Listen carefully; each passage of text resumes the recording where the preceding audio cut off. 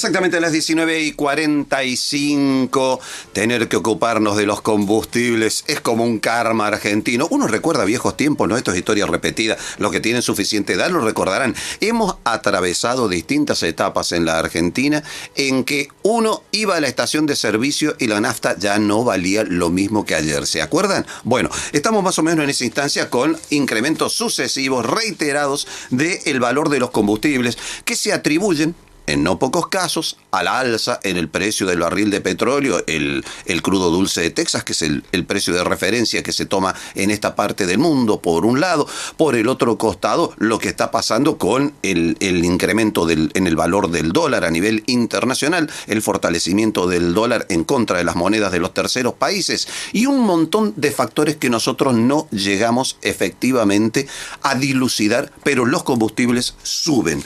Lo cierto es que una ONG ha presentado un proyecto para reclamar un acuerdo con YPF.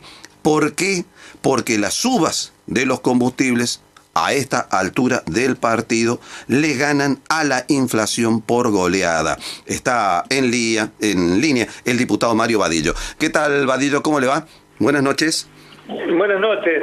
Bueno, vos sabés que escuchándote me entró la duda si el crudo de referencia, este barril de referencia, es el de Texas o es el barril Brent, que le llaman, que es el que tiene la explotación en el Mar del Norte, sí, en Europa. En realidad es un mix entre el crudo dulce de Texas y el Brent, porque el Brent siempre es un poco más caro que el crudo dulce de Texas. Claro, y muchas veces no nos llama poderosamente la atención cómo las empresas petroleras que explotan, tanto sea la explotación del crudo como la refinación y también incluso la venta a los usuarios, usan, depende de la época en que históricamente el crudo ha bajado, se usó el barril de referencia Medanito, que se llama, que era de Argentina, claro, de la Patagonia, y cuando el crudo sube en el mundo, el barril, comienzan estratégicamente a usar de referencia estos de Texas o el Brent. O sea, en resumidas cuentas, definimos el precio según el valor más alto del mercado, ¿no? Exacto, pero la realidad es que acá el único crudo de referencia verdadero es de dónde se extrae el petróleo. Si fuéramos un país como Chile, que tiene que importar todo su producto, creo que obviamente la libre oferta de mercado sería quien marque el precio, ¿no? De quién lo está importando y cómo lo vende a este producto a los usuarios. En Argentina, yo creo que gran parte, o si no es todo, el producto se está extrayendo de nuestro propio país. Incluso cuando estuve en la refinería, que hice un video ahora, uno de los camioneros me decía que el camión que llevaba él, el pipa, que le llaman, que lleva la nafta, era de alto octanaje, para exportación y hecha para autos, para hacer el primer arranque del auto, que parece que necesita una nafta muy especial que usan en la fábrica. Entonces, no solamente producimos para el mercado interno, sino también exportamos el petróleo. Estos son los temas raros o curiosos, ¿no? Que nos pongan un producto valor dólar, un barril de referencia de otro país, y por otro lado que también lo exportemos.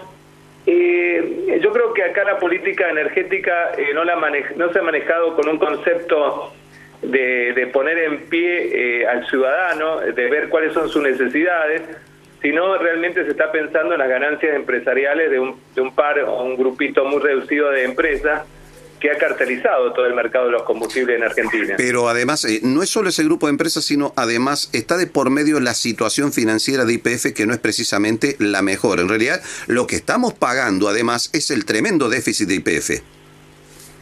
Sí, y recordemos que YPF, aunque nos suene como algo muy argentino, es una empresa multinacional que tiene tiene un porcentaje de acciones mayoritarias del Estado Nacional, pero que se maneja como una empresa que cotiza en la bolsa de Estados Unidos. Ajá, en efecto. Es decir, uno si quiere en Estados Unidos compra acciones de YPF y tiene sus reparte ganancias en dólares, ¿no?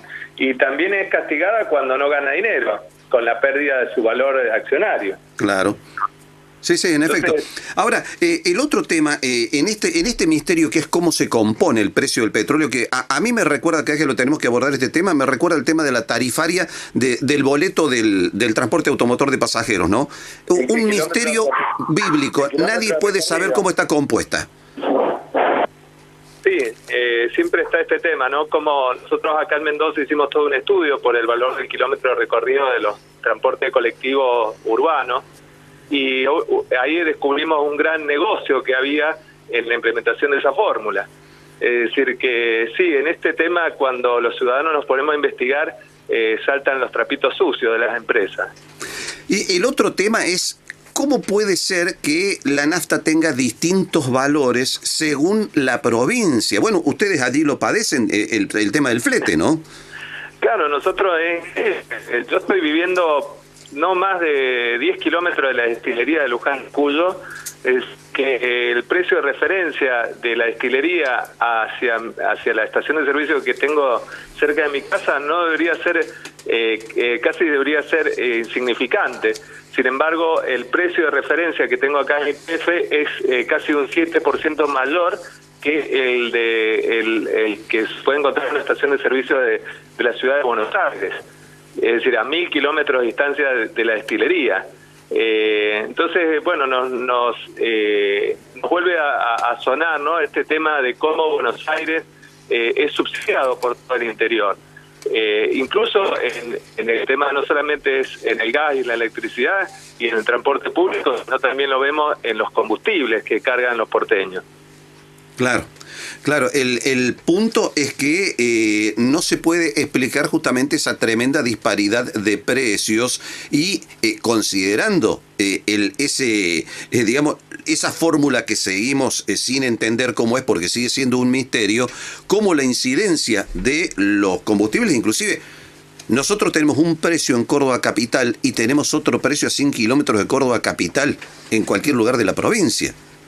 Bueno, la explicación que nos ha dado, explicación secreta que da la empresa, así gente que está en la comercialización, que no la dan en público, obviamente, porque si no los tirarían con botellazos, es que, por ejemplo, YPF, su competencia con Shell, en Buenos Aires, Shell tiene su destilería en Dock Sur, es decir, muy cerquita en Capital Federal. Entonces, lo que dice YPF es que ahí compite con el precio con Shell. En cambio, acá en Mendoza no tiene esa competencia, sino que directamente todo lo que es costo de flete, distribución, lo tiene mucho más barato. Pero como a Shell le sale más caro, lo que hace YPF es ganar ese plus, esa ganancia artificial.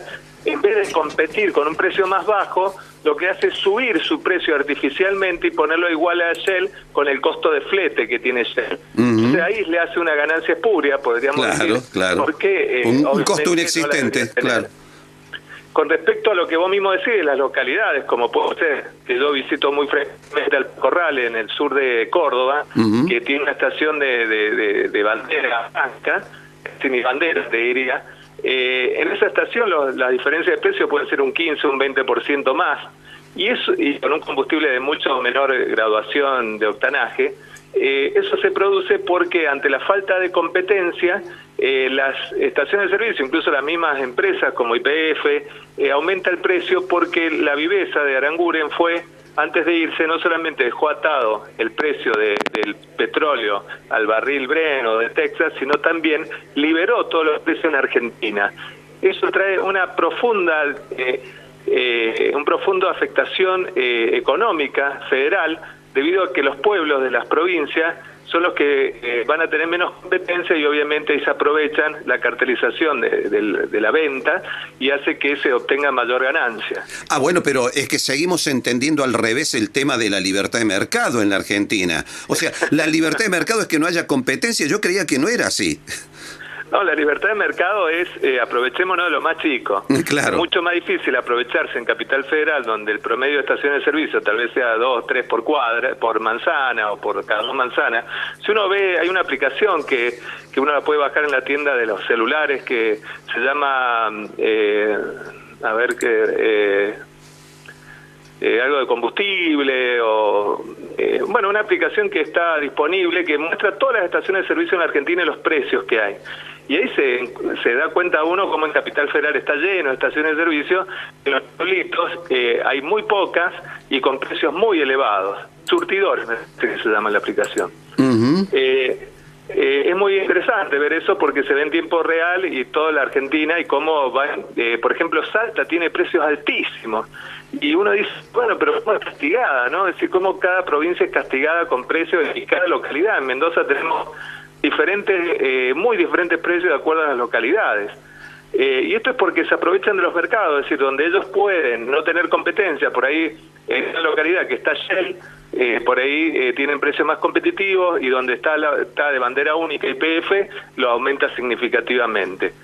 Esto viola la ley de defensa de la competencia porque es la creación artificial de precios, viola la lealtad comercial con relación a lo que se debe saber de los precios y cómo se deben publicitar, y también viola obviamente la defensa del consumidor porque la Constitución lo que prioriza es que se cuiden los intereses económicos de los consumidores en que no haya afectaciones como esta, porque al no existir libertad de mercado, no es libertad de mercado la venta de combustibles, es un mercado totalmente regulado, no cualquiera puede salir a vender combustible. Claro. Entonces ahí es donde se produce la afectación. Bueno, algo estamos cuidando, pero no es a los consumidores, obviamente, ¿no? Sí, se cuidan los intereses de las empresas, pero desgraciadamente yo te explico cómo, de dónde derivan estas problemáticas. Cuando licitan las concesiones de áreas de petróleo, las empresas que lo ganan con 20, 15, 30 años. Entonces las empresas que tienen la bolsa de petróleo, de gas, que ya se saben las reservas que tienen lo que han comprado, porque ellos hacen estudios previos. Claro. Entonces, para ellos eso ya tiene un valor. Y para ellos no lo van a extraer a ese producto hasta tanto el valor de mercado le sea alto y de rendimiento económico en dólares.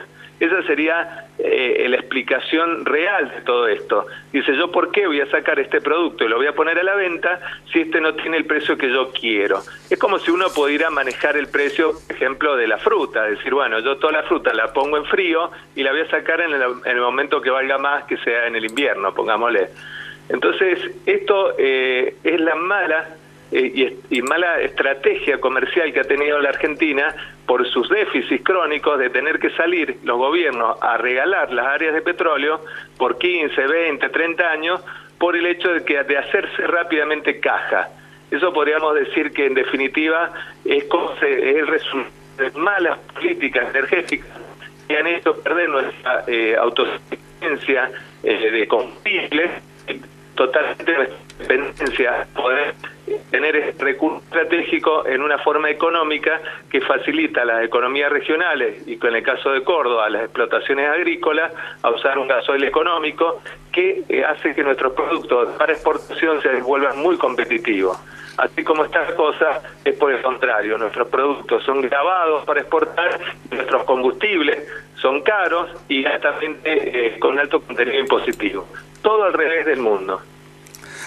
¿Por qué no me extraña que hagamos algo al revés que el mundo, no?